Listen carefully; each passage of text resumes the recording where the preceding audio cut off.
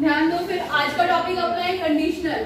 Conditional we can say it if clause. If clause, clause is made up of two sentences. One is main clause and second is subordinate clause.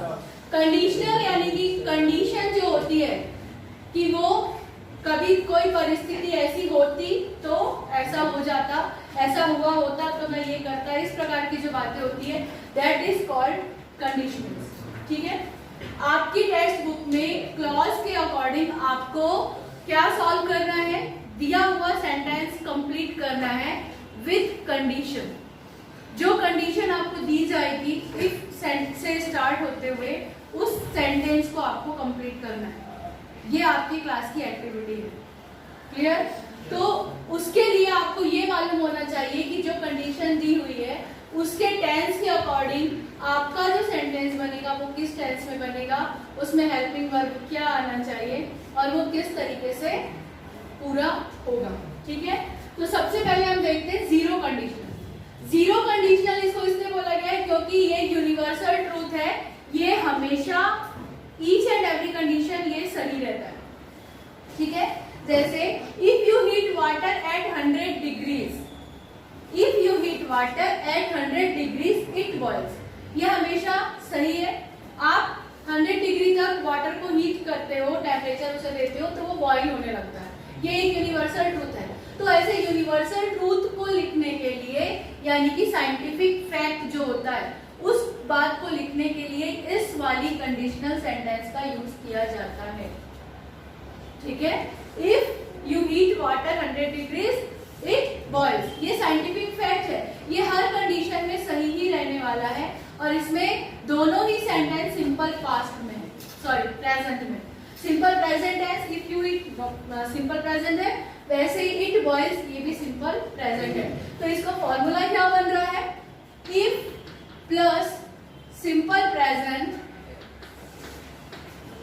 Plus comma जो है उसके बाद second वाला statement जो आ रहा है वो भी सिंपल प्रेजेंट आ रहा है। तो इसका फॉर्मूला क्या बन रहा है, इफ प्लस सिंपल प्रेजेंट और फिर सिंपल प्रेजेंट, दोनों स्टेटमेंट सिंपल प्रेजेंट या प्रेजेंट इंडेफिनिट होते हैं। क्लियर? नेक्स्ट हम कंडीशन देखते हैं सेकंड, इसको फर्स्ट कंडीशन बोला गया, इसको जीरो बोला गया कि इसके टेंस में कोई चेंज होता नहीं है और ये हर कंडीशन में सही ही होता है, साइंटिफिक फैक्ट है। अब यहाँ पे कंडीशन चेंज हो सकती है। फर्स्ट कंडीशन इसको बोला गया है if it's sunny we will go to the park. इसका यूज किया जाता है पॉसिबिलिटीज इन द प्रेजेंट या फ्यूचर। प्रेजेंट या फ्यूचर की पॉसिबिलिटी को शो करने के लिए ऐसे वाले कंडीशनल स्टेटमेंट का यूज करते हैं। सेंटेंस क्या है, if it's sunny simple present है, if it's sunny simple present है, we will go to the park simple future है।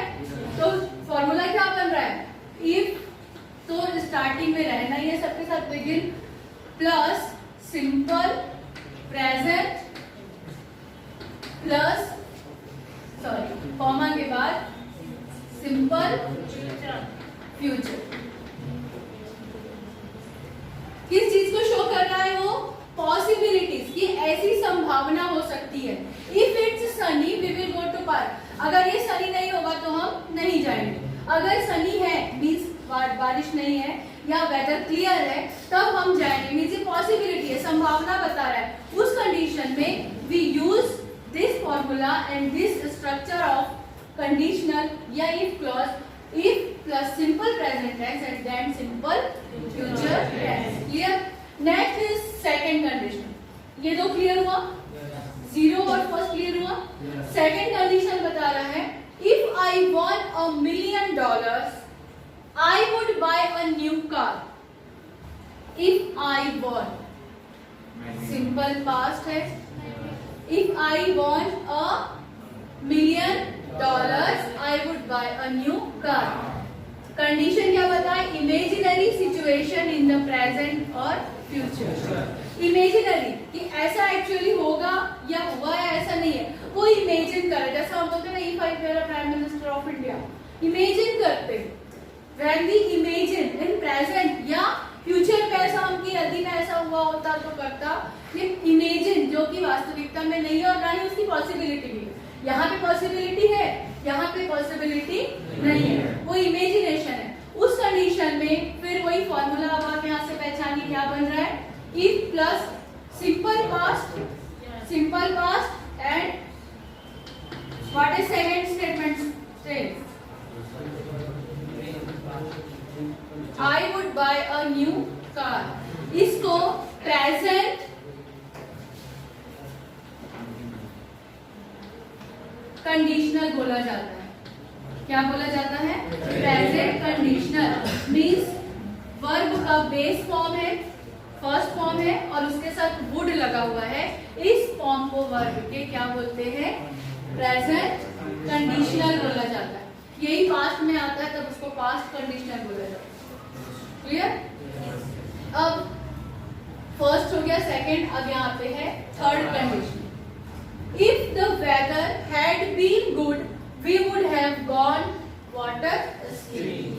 If the weather had been, अगर मौसम अच्छा रहता तो हम वाटर स्कीइंग के लिए गए होते। टोटल इमेजिनरी है और इमेजिनेशन कब है? पास्ट में। ये होगा वाला नहीं है, होता मीन्स पास्ट। पास्ट में जो इमेजिनरी सीन होगा, सिचुएशन होगा, उसके लिए ऐसे कंडीशन बनाए जाते हैं, उसको बोलते हैं if the weather had been gone good we would have gone. ये पास्ट कंडीशनल है, ठीक है। अब फॉर्मूला क्या बन गया इसका? If plus if the weather had been good perfect plus past conditional, past condition, ठीक है। क्लियर हो गया?